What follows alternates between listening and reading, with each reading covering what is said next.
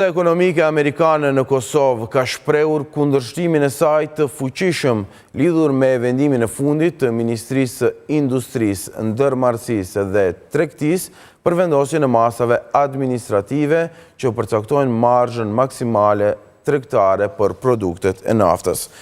Oda amerikane rikujton se Kushtetuta e Republikës së Kosovës garanton një ekonomi të tregut me konkurrencë të lirë, duke e kufizuar ndërhyrjen e shtetit në përcaktimin e çmimeve vetëm në rrethana rreptësisht të përcaktuara dhe përjashtimore.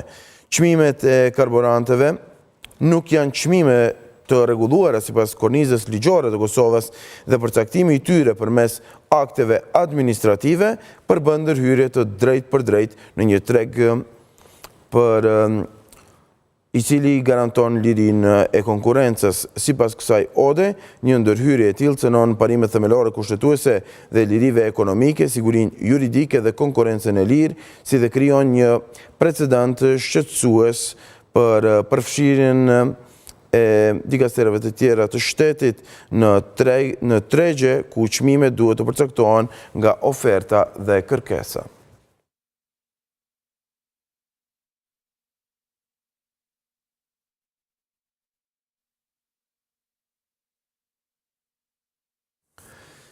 Pesë ditë pas